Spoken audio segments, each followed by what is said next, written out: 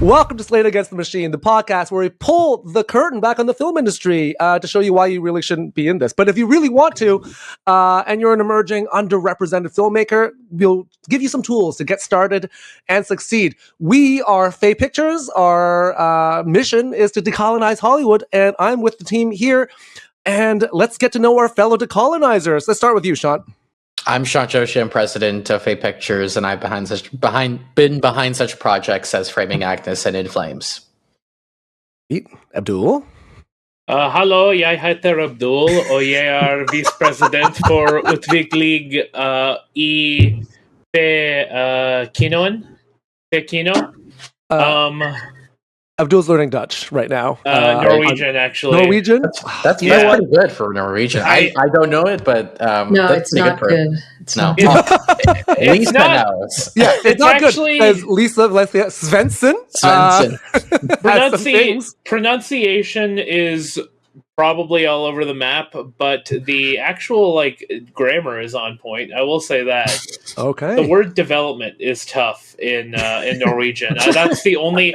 To my credit, what is the word for development? Utvikling.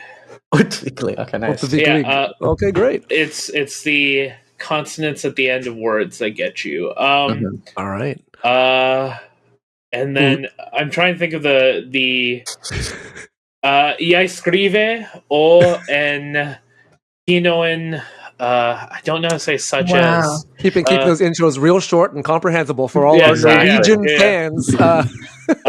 Aren't your in-laws Ukrainian? I know. Do you ask why? Yeah. Oh yeah, I have never questioned why he's learning Norwegian this entire time. Because it's the easiest language for an English speaker to learn. Okay. And we just wanted to learn a new language. Easier than French? Spanish? Yes. Yeah. Oh yes. Okay. Jeg skriver på kinoen Peace by Chocolate. There you go. Quintet. We're gonna have to put subtitles on this episode. Wow. Lisa. Which language? Tell you, dealer's choice. Do you speak Swedish, Lisa? Nej, jag kan inte tala svenska. Okay. You started with nay, which sounded like a no, but then you went to Swedish, so now I'm confused. It's literally the one sentence. Or rather, Lisa, I should have said, du spraker svensk? Nej. Or spraker svensk du. Fuck. Damn it, yeah. Also nay. Yeah. So I'm Lisa Valencia Svensson. I'm the VP of Finance here, and I've been in the documentary producing world also for a long time. Produced Herman's House and Kollergunda and Migrant Dreams, among other things. Nice. And last but certainly not least, Lindsay. Hey, I only got English, but I did learn one Swedish saying, which was jag talar inte svenska, jag talar engelska. So I don't speak Swedish, I speak English. I am the VP of production at Fae Pictures, so I oversee all physical production at the company. I'm best known for a film called I Like Movies, but I've also worked on other projects, episodic, long format, documentary, and short films, which we'll be talking about today. And I'm also an avid TikToker and part-time karaoke host. Nice. And I guess I'll introduce myself. I'm Leonard Chant. Hello, I am the Director of Development in Fae, or I guess in Norwegian, the Utviklingsdirektor. Oh my God. Utvikling, yeah. So today, on today's podcast, we're actually going to be talking about making a short film, which we've done a few of. So, Or lager kortfilmer, if you will. Oh there my you go. God. It's going to be the whole podcast? Yeah. So on today's episode, we're going to be talking about introduction to short film. Why on earth would you make one? And once you do, what the hell do you do with it? I wanted to frame it all. Oh, yes. Because it's like, why? Framing like Agnes, if you will. Oh my God. Why is an excellent question. Why would you choose to focus on a short film? Why do we make short films? I mean, they're cheaper than long ones. They're cheap, that's for sure. I mean, less financing. So if you got access to, a couple $1,000s, it's better to make a short than to make a feature with that much money. Although you could, I think in our last podcast we talked about Memory of Princess Moonbi, which was made for a couple $1,000s as a feature film, so it's definitely possible. But definitely, I think, starting off and getting your feet wet with all the ins and outs of production, whether it's managing shot list, camera, composition, figuring out sound, doing a mix, working with actors, auditioning. It's sort of the baby steps, basically, right? Yeah. It's also a safe space to kind of try things out as you are learning. And for a lot of filmmakers, it's the step that they take ahead of getting their feature done, whether it's proving you can do it with a short film, getting it into festivals to allow financiers to see like what the value could be for market value for your projects. But it's also like a very low stakes space to really experiment in and find your voice in as a creative.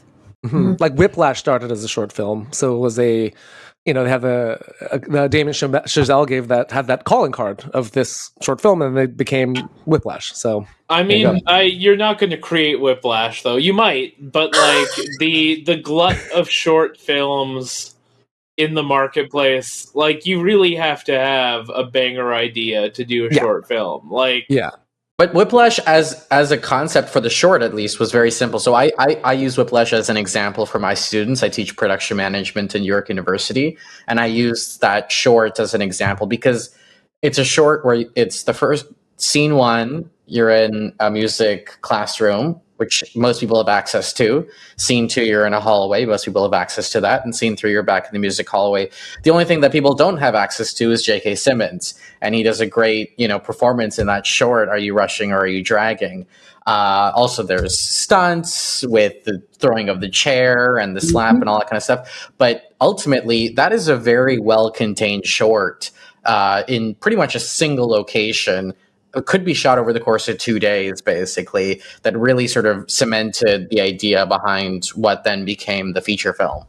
I mean, it's interesting with Whiplash, and you mentioned J.K. Simmons, because, like, I remember even at York, like, we had a couple of, like, decent name actors would pop onto short films and stuff like that. Like, the year I came, I think one of the fourth-year films had, like, Mina Masood right as he was breaking out, and stuff like that. Like, people like doing shorts, especially I think actors, because they more than anyone, more than your crew, understand they're not really getting paid. But it's like a great thing for like their portfolio, or if they're like typecast in like a TV role for a while, like, oh, I want to like try flexing my dramatic boundaries a bit more or my comedic chops a bit more, and it's like, yeah, of course I'll hop on for 2 days. For like food and board, especially if the script and idea are good. And if it's a lead role, right? Like the other thing is these actors maybe doing day player roles, maybe guest starring on TV shows and stuff like that, but not really playing leads. Like, especially in Canada, there's not that many lead roles for Canadian actors to like sink their teeth into. And it's a great opportunity to build a relationship with the filmmaker who's then going to make a feature and then say, hey, I want to be in that feature too, which obviously was the case with JK and Whiplash, yeah. And the other actor too, he was in the feature, he just wasn't the lead. Did he play Metz? Yeah, he played one of the side characters. It's funny because he's a much better drummer than Miles Teller, but also a significantly worse actor. So just apart from just knowing people, like just through connections, whatever, how would you get your short film in front of an actor of note? Find out where they like to eat lunch. Stalk them. So learn their schedule. Incept them with, like, do a little like rehearsal type thing. It's days like this I curse the Chinese for inventing gunpowder. God damn it. Like a lot of it's like industry events, but a lot of it is or can just be like cold calls. Like, hey, people love to be wanted. Like, hey, I'm a student filmmaker at York University. I really liked watching you in this role. Here's like a project we're developing for this. I've CC'd the producer. Always make yourself look slightly more official. And would you be interested in acting in it? Is like probably the cleanest way in. I'll also take this moment to give you some Shant Joshi lore. Shant Joshi's email at York was shantjoshi.theproducer@gmail.com. Oh, jeez. SJTP. So everyone knew. Mm-hmm. Yeah, everyone knew. Everyone knew. And that was like, I got that at second year. So it was early days. I think I was like 19 years old when I got that email address. But yeah, I mean, Lindsay, for Diaspora, we hired a casting director for that. And do you want to talk through that process of what it was like with that casting? Yeah, of course. Because I think another thing, like, I love Abdul's idea of the cold email, and I do think it works, but it also is contingent on like being in a city or a place where ideally the actor's from, right? Accessibility is going to be the key reason why someone who is an actor of note would say yes to a project, because it's downtown, it's easy to get to. So let's say you live outside of the city or your shoot is outside of the city. A casting director is someone that is accessible for you. I mean, you can do a quick Google search, see who's a casting director working in your region. Or if you're watching a lot of short films, you can always look for those names in credits. That's often how a lot of people like to also borrow crew. So we reached out to a casting director kind of early days for the short film Diaspora, which is a short film written by writer-director Tyler Mackenzie Evans. And I don't recall, Shant, maybe you could jog my memory, I don't recall if Tyler had a strong idea about who he wanted to attach to it, but I knew that I recall that he wanted a recognizable face. Does that go along with your memory? Yeah, I think so. People that would ultimately, hopefully, end up in the feature film, because he was also already thinking about the feature. But then I think with the casting director, it was also sort of working with them in terms of identifying actors who were attainable, who were available, that they were like, oh, this will be the next this person, or this will be the next that person. So it was working with her to identify names of folks who would be really exciting. Basically, I think we had a couple names that were exchanged back and forth, but then it also came down to who's going to fly in and stuff like that. I think our lead actress, Kara Ricketts, she was New York based. Is that right? New York based, but also she came from the same kind of film school that Shant and I did, the CFC. So that was also another tie-in. So even though that was a casting director reach out, we also had the kind of common background of having come from the Canadian Film Center. So she had been in a couple things, but she was in New York and was very excited about the prospect of working with like other CFC talent and young emerging director talent like Tyler. And then I remember with Rainbow Sun Franks, now if you're Canadian, if you ever watched Much Music, you would recognize Rainbow right away, because for years he was a VJ. So he would host Much Music, like daytime, host several of their shows. And he had also just recently done High Fidelity. So we just caught him, I think it was after Umbrella Academy, after High Fidelity, and he was just chilling in Toronto looking for something to do when our casting director reached out for him for the co-lead in Diaspora. So that was pretty cool. Yeah. There you go.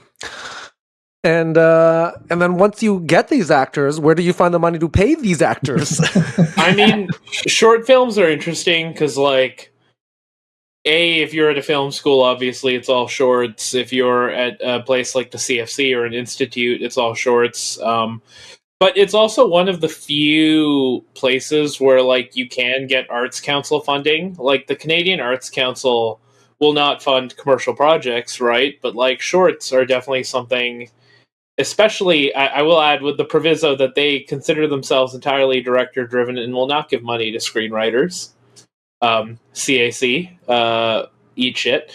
But like you can apply for financing or for money and grant money through it. Like, no one expects to make money on a short film, which means that there's like a whole artistic, sort of supporting, building, and developing talent pipeline that exists for them.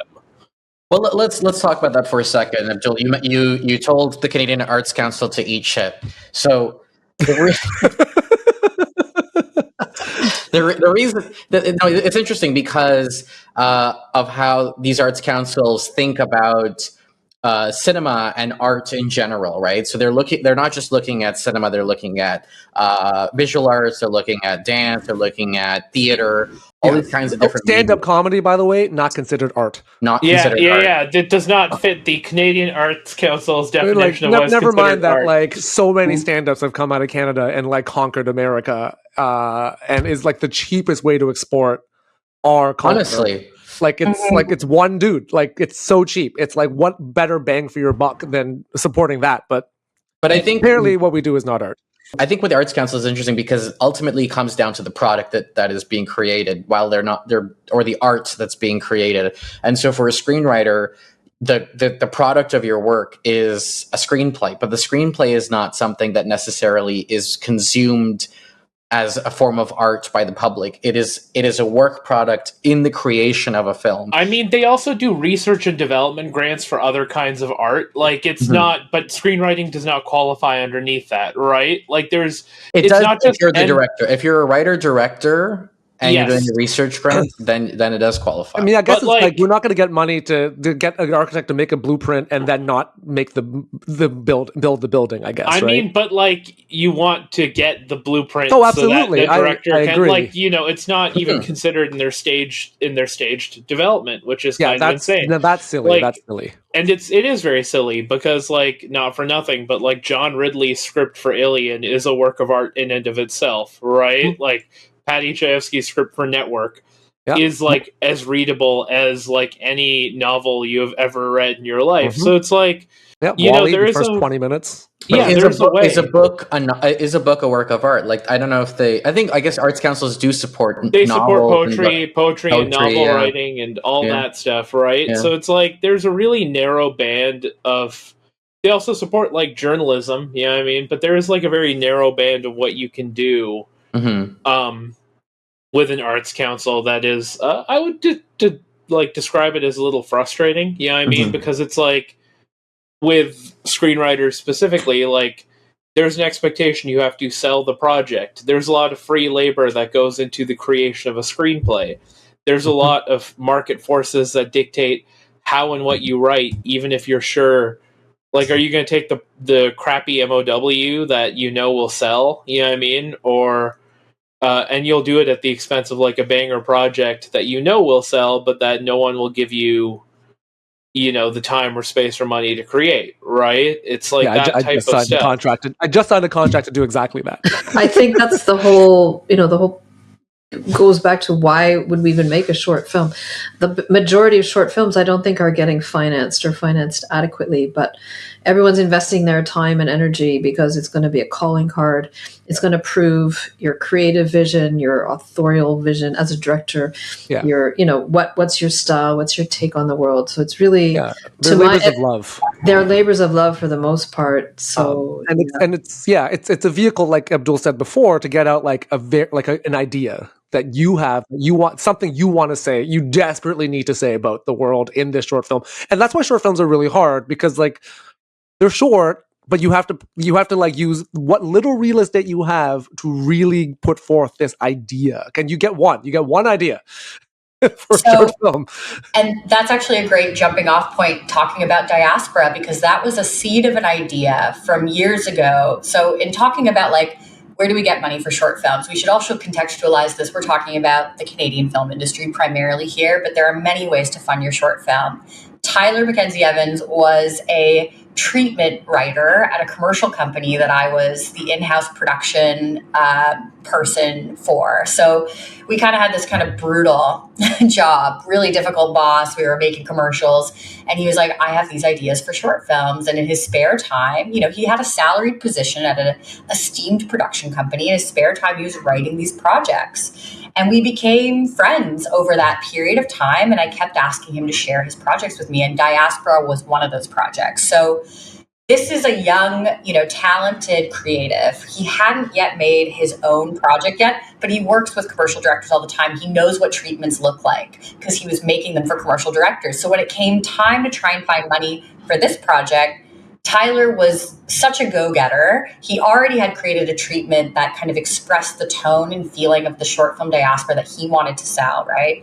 But that he wanted to raise money for. He had a script. a few people had looked at it. I can't remember the state of the script by the time he submitted it to the Arts Council, but given the creative materials he put together, he had enough of a package to take it to the Arts Council and fully finance the film at around 60,000 Canadian dollars, which is not something our American friends, if any of them are listening, can necessarily do. So sorry.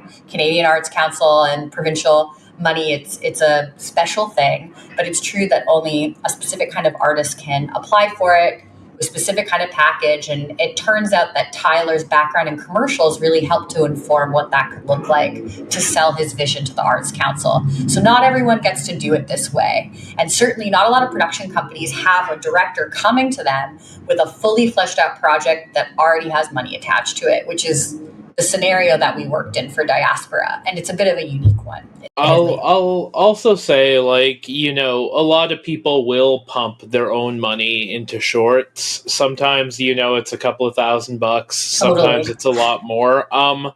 You should aspire to not do that as much as possible. Like, you should not get into the habit of taking a loss on a commercial medium such as film. And that does start with shorts.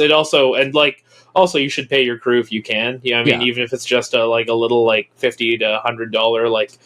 I know you're not worth this much, but this is as much as I can give you. Short films, as much as they are about being calling cards for you, they're also about developing a really long-term relationship with people you'll be working with for years or learning not to work with. On certain projects we've brought on producers or given people last chances or mulligans on certain things, and they royally messed it up in ways that are sort of both funny and indescribable, but also a very good sign that's okay, this person is someone who is charting their own simple path through life, and they are not for us. Right? I mean, I think, it's when you're building that team, you don't just want to work with professionals. You want to work with people you get along with, people you can. It's not like, oh, can I get a beer with this person, but rather someone you can have a professional relationship with, someone who you can speak to, communicate with, be able to understand where they're coming from. Lindsay, I think it's good. It was a colleague of mine that I brought into this project, and in good faith, basically. And I think it's sort of important to understand where were the misalignments, where was it sort of the misunderstandings or not completely being on the same page about what needed to happen to get the film finished, basically. I think also, but to that point, Shant, one of the interesting things about what you said there is the fact that by the time we made Diaspora, which I was not a producer on it, but by the time we as a company rather made Diaspora, everyone in the company was a working professional with a working professional understanding of how film sets are run, how production works, how line production works, all that stuff, right? I think the example you're talking to is someone who might have been close to our age, but also nowhere near that level of experience or understanding of this is how a professional film set works, right? And I think that is also something you have to be aware of. I don't think it would have been a problem, all the things you experienced, if we were making that movie in film school. You know what I mean?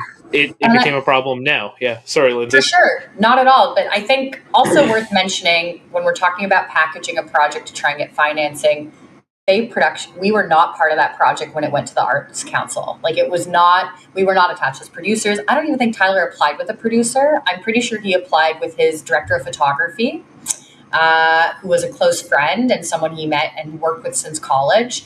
But Evan Sinello, baby. You gotta say the name. The Evan GOAT. Sinello. I'm not sure if I should say names, but he is an incredible DP, and we've worked together on a few projects since then, and they continue to collaborate.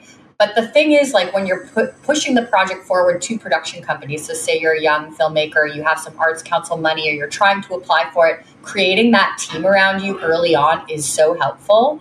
And finding your producers, it was helpful to us to know that Tyler had this DP in mind. Now, when we brought in another producer, it was really a bandwidth issue, I think, on our end. We just needed the additional support. And Tyler having brought us on as producers, trusted us, right? Like we were coming in full package. We're assisting with development. There's some script notes. We're doing production. We're also going to help push the project into the world and follow the short film into festival distribution and marketing.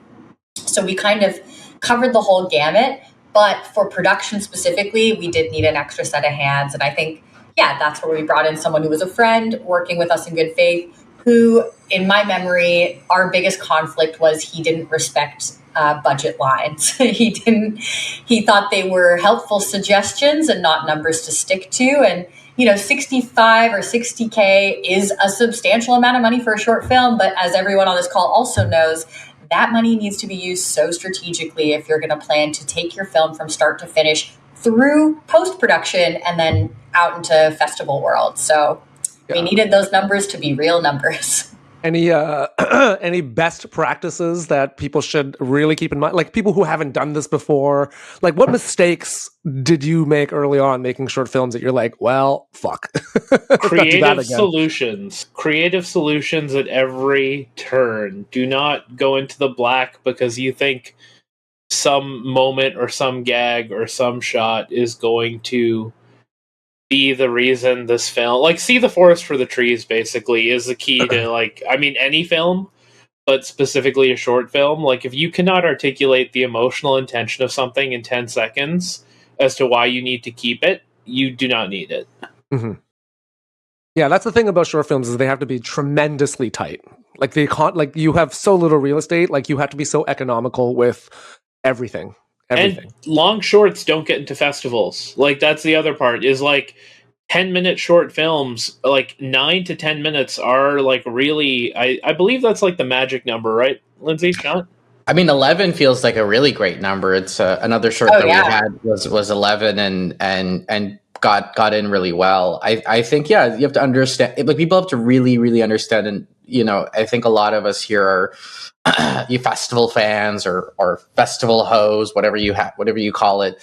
But, we love foes is the term. We're foes. We're foes.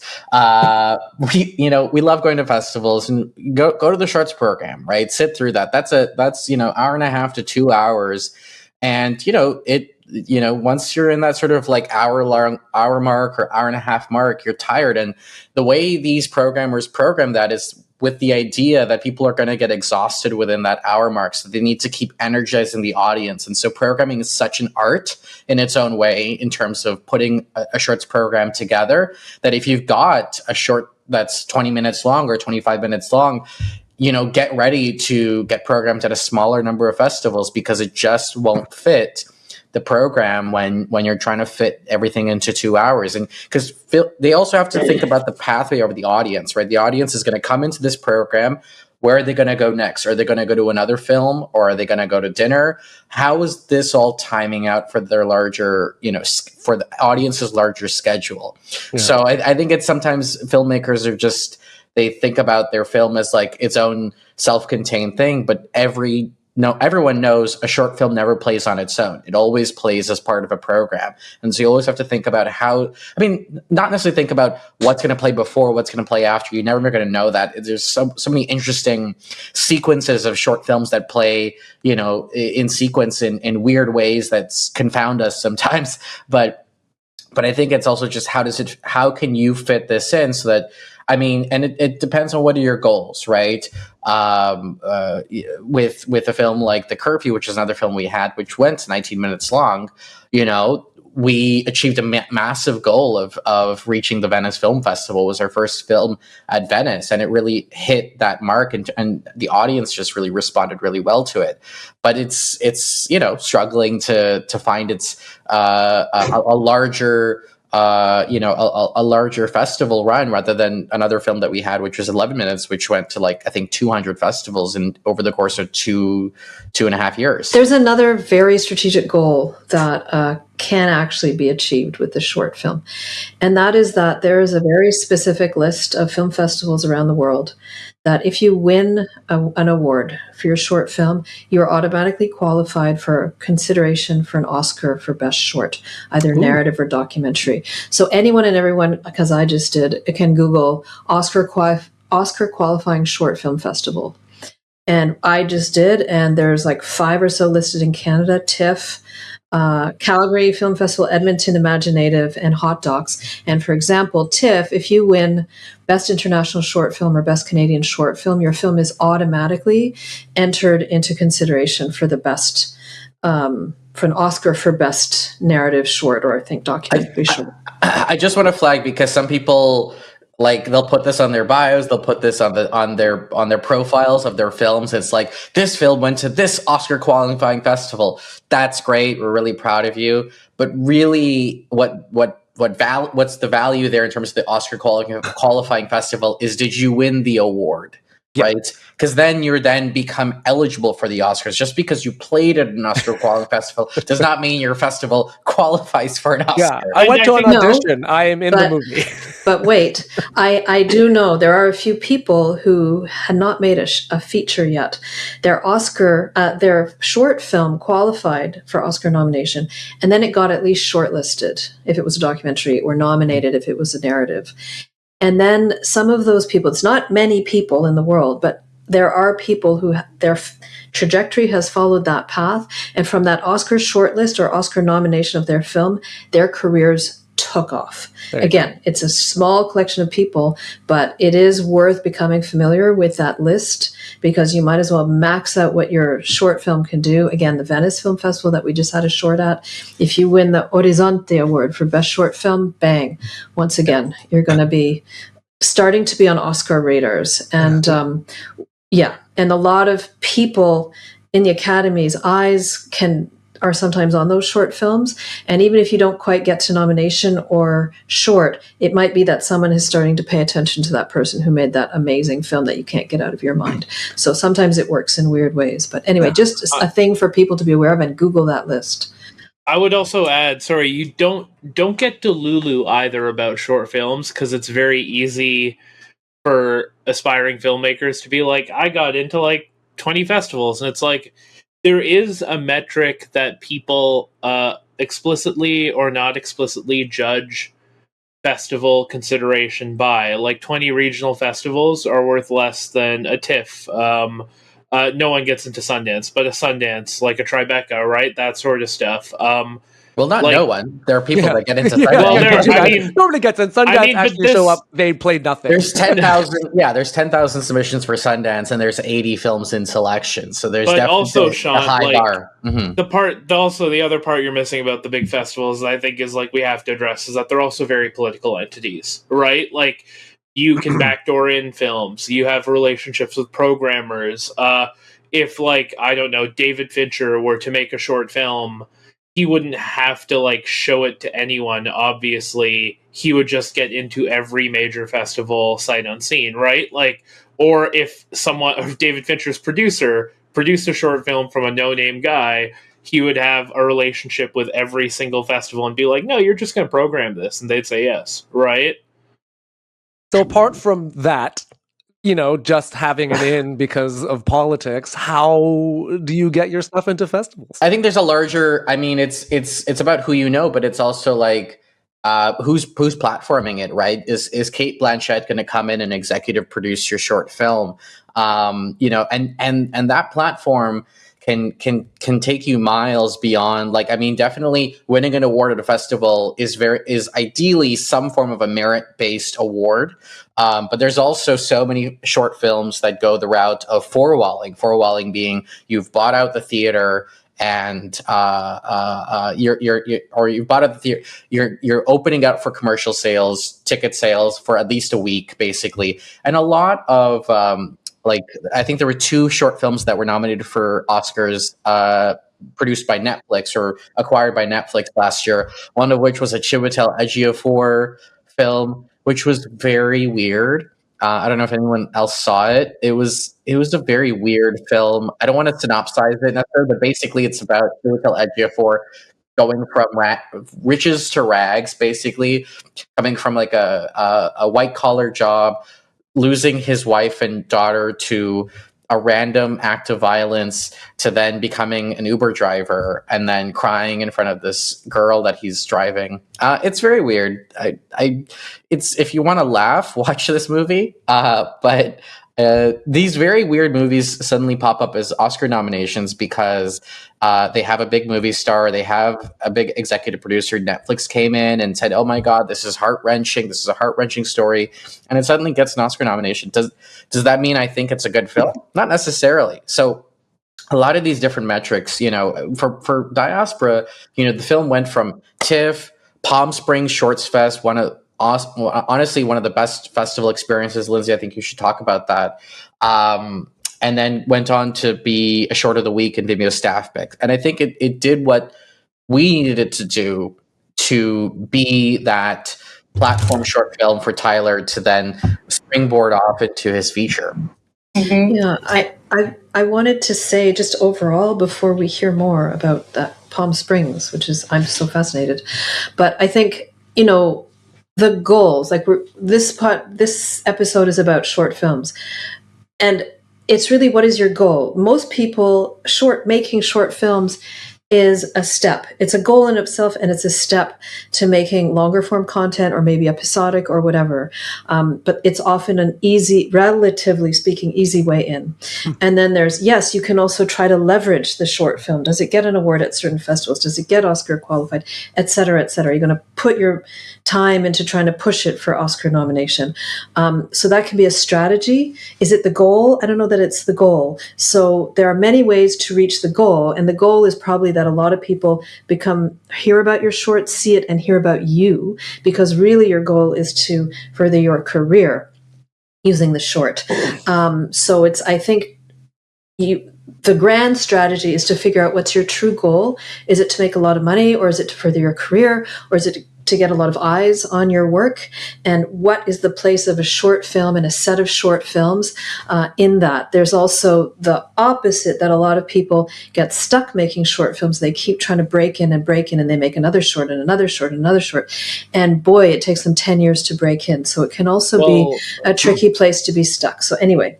That's Blue Heron this year, right? Like, Sofia Ramvari made how many shorts before making Blue Heron? Which by all accounts is spectacular, like one of the best Canadian films, if not films, period, of the year. Granted, like, her shorts were so good that they got their own section on the Criterion Channel, but like, that was years and years of like honing a craft in order to make a film, right? Like, you also need to, I think, understand your first short will probably not be very good.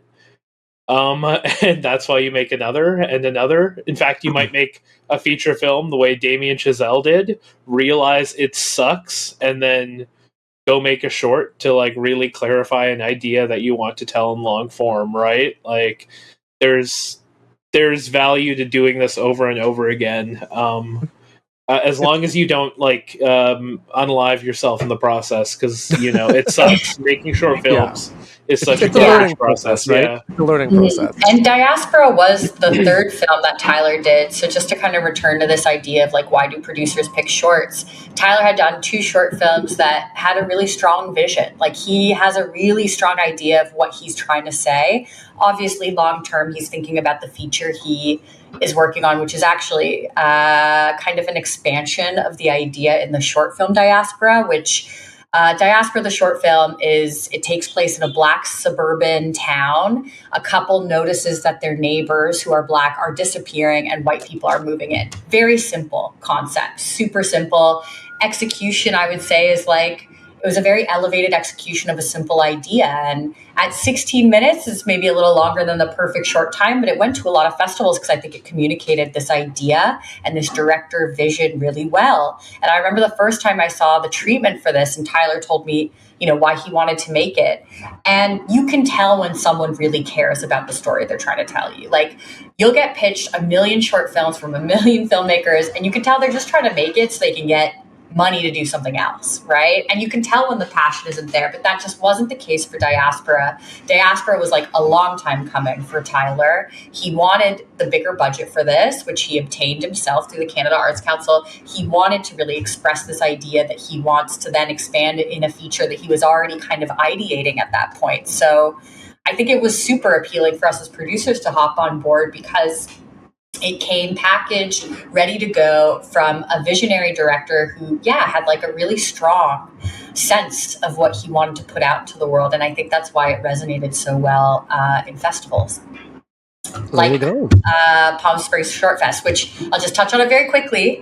It's an amazing short film festival. Shant and I were there alongside the other producer, Malachi Ellis, and Tyler Mackenzie Evans, the director, of course. Just an incredible range of films. And I think a lot of filmmakers get a little discouraged when applying to short film festivals, like festivals that specifically play shorts, because it can feel maybe like a crowded room that you're sitting in. However, I think it's even more special because people are coming to specifically watch short films, to specifically platform short films, whether we don't have like a huge market in North America for distributing them, but whether they're looking to distribute them, to program them at their own festivals, or like Lisa was talking about, give them awards. And I know that's why Palm Springs has a lot of appeal, as it is an Oscar qualifying festival. But on another note, they treat their filmmakers really, really nicely.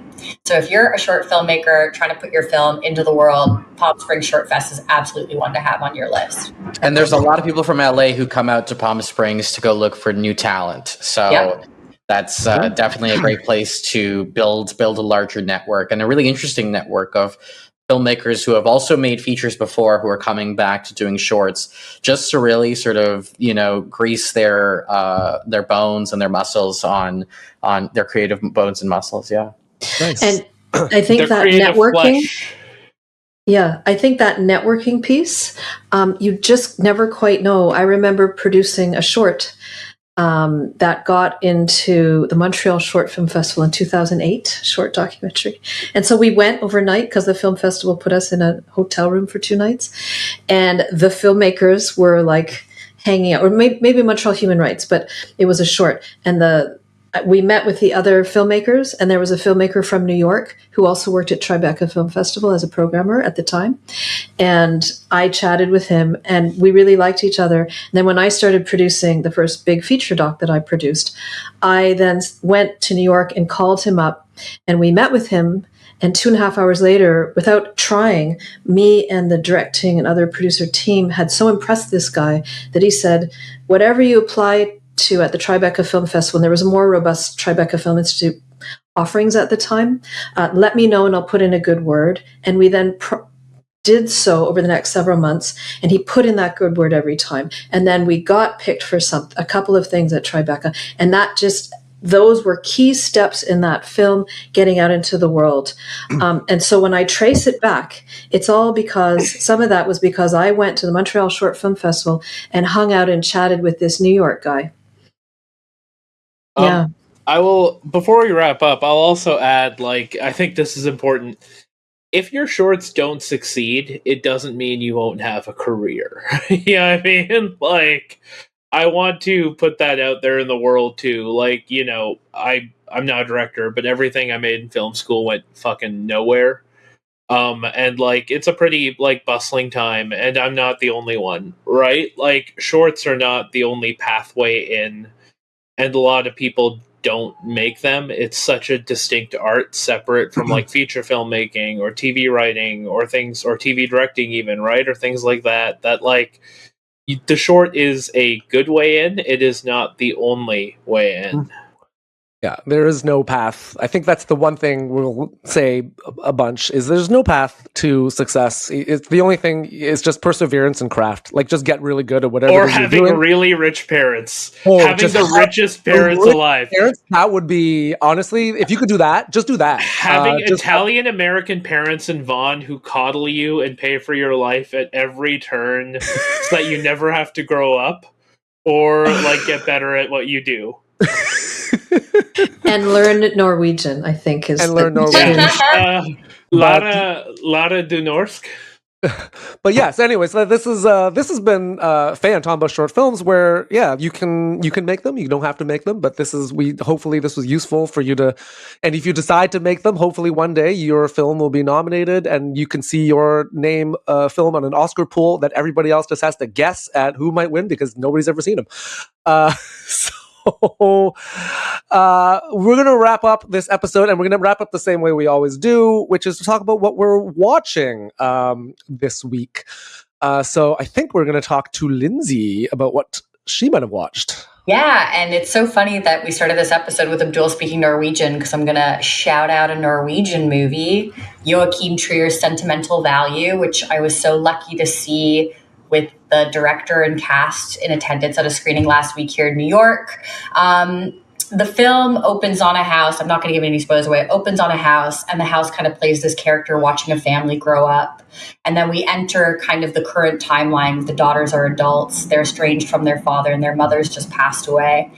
And the movie is just, I can't stop thinking about this film, because it feels like a perfect portrayal of a dysfunctional family and memory, but also the idea of performance, like how we perform as artists, how we perform in front of each other, like our family members, how we perform just in regular life. And it deals a lot with some pretty heavy topics like grief and depression and suicidal ideation. But I think what the film does a really masterful job of is kind of framing this family in a way that feels, you know, they're a Norwegian family.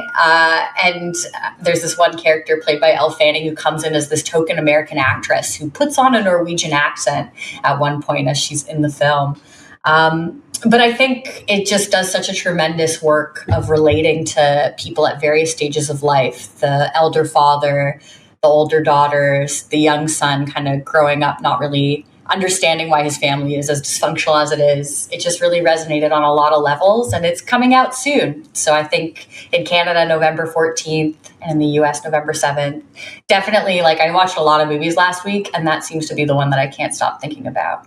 There you go. Lindsay, you always like recommend like to me like Scandinavian family films. Like the last one was Festin, and I was like, okay. Oops. A very different movie, but a very different. Actually, doing Festin's adult, great, yeah. I feel like watching Sentimental Value followed by Festin would be a wild double screening. That could be that could ruin people. Highly recommend both.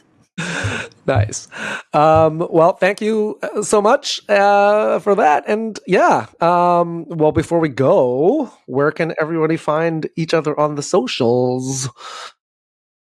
Start with you, Lindsay.